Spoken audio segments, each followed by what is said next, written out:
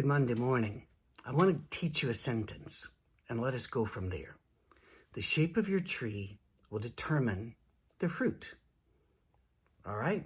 It's a weird thing, I know. All of us, all of our lives have made decisions, many of them neutral. Whether you're going to eat this or that is generally neutral unless you're overeating or eating bad stuff. Generally, if I'm going to wear black or blue, that's not going to be a big decision. It's not going to shape the tree that much. But what about deciding to be kind? Deciding to be kind will shape the tree. And by tree, I mean this. You have a branch. Every morning you wake up with that line. Yes, it has come from all the other lines of your decision tree, all the decisions you've made. And it's been affected somewhat by God's decisions and by the decisions of others, because let's face it, the decisions of others sometimes really has a massive impact on us. But let's just control what we can control instead of lamenting what we can't. So we've got a branch. Wake up in the morning with a branch. What if I decide today that I'm going to be exceptionally kind? But if I go to a restaurant, I'm going to be nice to whatever wait staff is there, the people at the greeter's desk. I'm going to be kind to my fellow diners. I'm going to show respect as I go in and out. I'm going to show respect to other drivers. I'm going to be kind to the people that I work with. I'm going to be kind whenever I make decisions or whenever I answer the phone or send a text or make a social media post. There will be a fruit at the end of that decision tree because I've started this way, but every one of those decisions shoots another branch out there. And the fruit at the end has a great deal to do with the shape of that tree. What if, for example, I had woken up this morning and decided, I just don't even need to bother about my wife. I'm just not going to smile at her much. I'm not going to thank her for things. I'm not going to remember to hug her. I'm not going to remember to tell her I love her. I'm just going to be self-centered. Well, we rarely decide things like that openly. Instead, we go another way. We'll say, I'm just not really happy with my wife, so I'm going to do this. Or we even hide it under another layer. I'm really busy today. I need to focus on, and then we close off. Well, we've split off that tree, and the fruit at the end of the day may not be terribly pleasant. Or it might take years or months for that tree to bear fruit, and you're not going to like it. What if I choose to be kind? Well, that would be very different. What if I choose to be kind to wait staff at restaurants and people on social media? And what if I decide that I'm going to be kind to my neighbors and I'm going to show respect for people when I'm in or out of a shop, or respect to other drivers? There will be fruit of that tree, and that's going to be much nicer fruit. At the end of the day, the week, month, year, however long. You see, some trees take a while to bear fruit.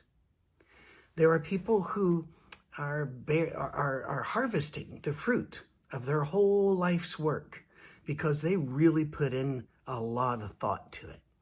I'm amazed at some of these people. They know what they want to do by the time they're 10, 12, 13 years old, and they apply themselves to it. And they don't get knocked off one way or the other, and their decision tree is a beautiful thing with beautiful fruit. Mine's not that pretty. Maybe yours isn't either. But here's the thing.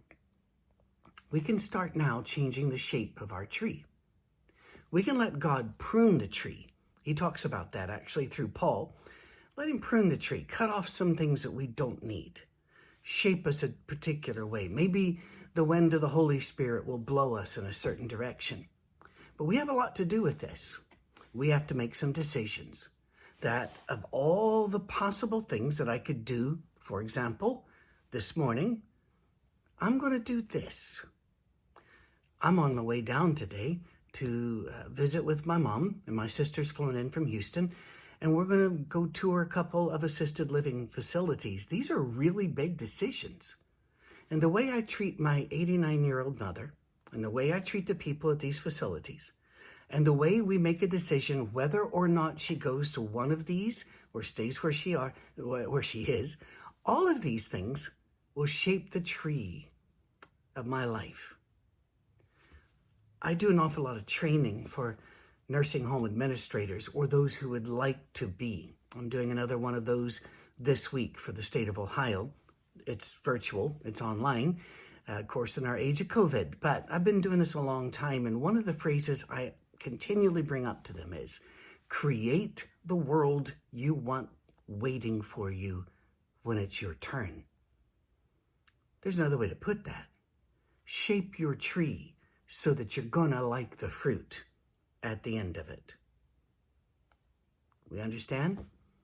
You start off every day with that branch, and no matter what horrible mistakes you've made in the past, and who hasn't, today you get to make some decisions. Decide how you're going to respond. Decide what you're going to do. If you give to a church, you've decided that God can be trusted with these funds, and you have shaped some decisions in your life about the character of God and about the nature of money and about the kind of charity one should show. That's going to shape your tree.